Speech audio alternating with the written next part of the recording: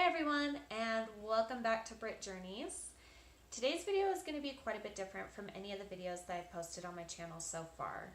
Most of my channel has focused on journeys that are more travel related, whether it's here in Utah in my own backyard or in San Francisco or all the way in France. However, today's video is going to focus on a journey that is a lot closer to home and a lot more personal to me, and that is my journey through infertility so far.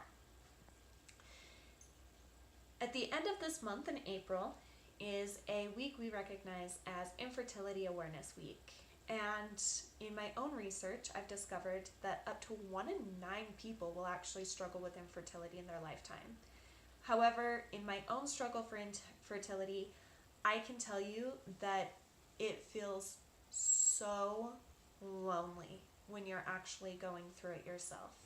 It feels like the entire world is moving on with their lives and they're all settling down and they're all having kids, and you're the only one who is stuck. And that is really hard to deal with. So most of this video is going to be therapeutic for me. However, if you're watching and you're struggling with infertility as well, I would love for us to build kind of a community where we can make each other feel less alone and more supported and more understood. And for those of you who may be watching who don't struggle with infertility, I think it's great that you're watching videos like this so that you can understand where your brothers and sisters who are struggling with infertility are coming from, and can maybe even find ways to help them get through it and to support them through their own journeys. That being said, I understand that this video is not going to interest everyone, and if it's not something that you want to watch, that's okay. I understand. Don't feel like you need to watch the entire video. However, if you are interested in watching the rest of my infertility journey, I have decided to split this video up into about 3 parts, mostly because I don't want it to be one long rambling video. So if you want to see parts 2 and 3, make sure that you hit that little subscribe button and the bell notification so you can see when I post those. And with that being said, we're going to dive right into part 1. Today, I really want to focus mainly on where I thought my life was going to go, where I thought I'd be by the time I was 29, which is how old I am now. I have always pictured myself as being a mother. I cannot remember a day in my entire life where I didn't think I was going to have kids. It's just always been a dream of mine.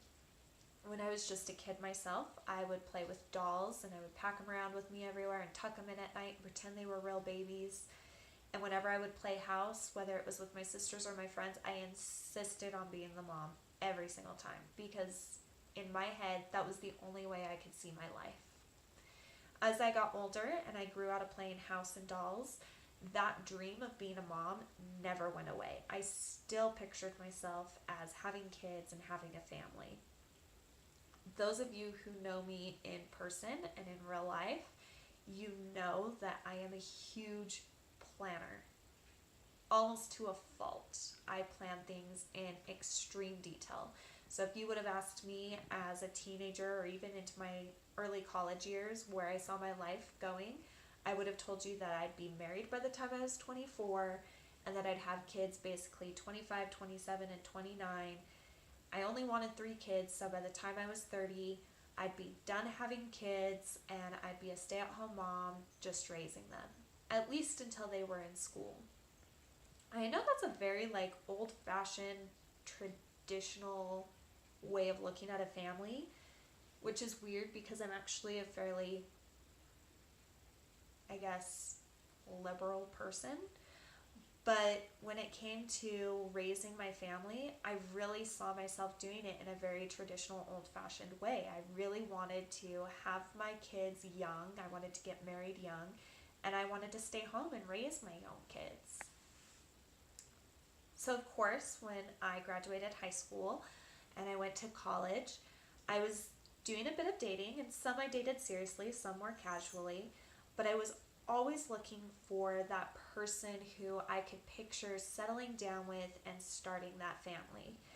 And I live in Utah. I was raised in Utah, so it's not uncommon for people to get married and have children young. So I did have family and friends who were very supportive of that goal. But I also had a lot of friends who didn't understand and who would ask me, like, what's the rush? You've got 20 plus years to settle down and have kids. Why does it need to be right now? Why don't you just go out and have some fun and party and date and get to know some people and figure out what you really want in life before you try to find this husband, this Prince Charming, and before you start having kids? And I understood where they were coming from, but my goals, my dreams for the future, my interests, even back then, always revolved around the idea of starting a family. And so I kind of ignored them and continued searching for that Prince Charming. And luckily for young me, I met my soulmate at only 20 years old. He's now my husband, and we're still very much in love, and I'm very happy with him.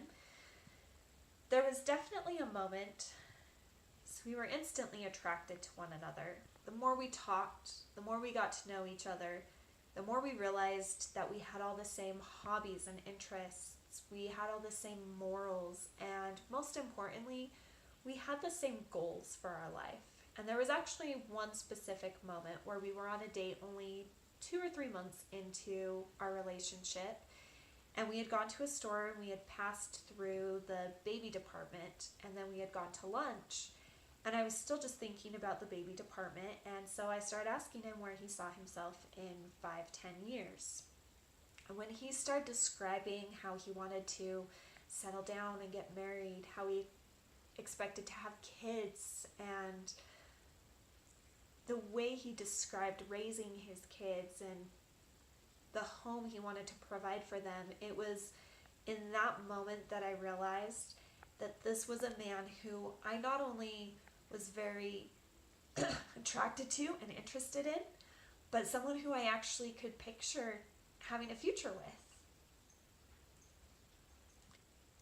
Someone who I could picture marrying and settling down with and being the father of my children, and I was excited for that idea. And then we started talking about children's names, and neither of us had a boy's name picked out, but he told me he had a girl's name picked out. And when he told me the girl's name, and it was the same girl name that I had picked out for my girl, I realized that you don't get any more made for each other than what we were. There are couples who are very happily married, who are expecting children right now, who are having babies in a few weeks or a few months, and they can't agree on a name. And here we were a couple months into a new relationship with no plans of starting a family anytime soon, and we already knew what we would name our baby girl. And so in that moment, I knew he was the person that I was going to marry and I was going to spend the rest of my life with. And of course I was right. We dated for 2 years, and in 2012, when I was only 22 years old, we finally got married. And I immediately was ready to start a family. I was like, okay, we're married, now let's start on kids. I want them now. My husband is a little more practical than I am, and he very kindly reminded me that at the time we were living in his parents' basement, and we were already very cramped and crowded down there. And if we were to have a baby, it would become even more crowded and cramped, and it would be a little bit more stressful than what we needed it to be. And it would be much better for us and for our baby if we had a place of our own. And he was completely right. But there was a little piece of me, something deep down inside, that was telling me that having a baby wasn't going to be that simple or that easy for us. Something that was kind of warning me that something was wrong. And I didn't have any proof. It was just a feeling, just a little intuition. But I was desperate to start a family as soon as possible. So I threw myself into saving money for a down payment and finding a realtor and getting a loan and finding the right house. And in 2014, we finally bought our house. And again, I jumped the gun and I was like, okay, let's start a family. I'm ready. We've got a house. We're married. What are we waiting for? My husband, being the practical one, still had some goals that he wanted to work on. He had some fixes to the house he wanted to make before we had kids. He wanted to put some money into savings, all worthy goals, but I wasn't willing to wait any longer. So we compromised and we decided that we weren't going to try, but we weren't going to try not to either. So with that said, in June of 2014, I stopped taking my birth control and we stopped all preventative measures, but we also didn't throw ourselves into tracking things on calendars or taking temperatures or doing ovulation tests. It was simply putting it out into the universe and letting it happen when it happened. So that, I think, is where I'm going to leave off for today. I don't mean to leave it on a cliffhanger or anything, but I don't want this video to get too long and rambly. Again, if you want to see parts 2 and 3 where I talk about what went wrong and my diagnosis and where we're going in the future, make sure you hit that subscribe button. If you yourself have experienced infertility and you're reminiscing about your own dreams for the future that have been put on pause or have fallen through, please feel free to share in the comments. And of course, if you enjoyed this video or if you enjoy seeing videos like this that don't have anything to do with traveling and you want to see more of my personal journeys in this channel, please hit that like button so that I know to make more videos like this. As always, thanks for watching, guys, and I'll see you guys next time.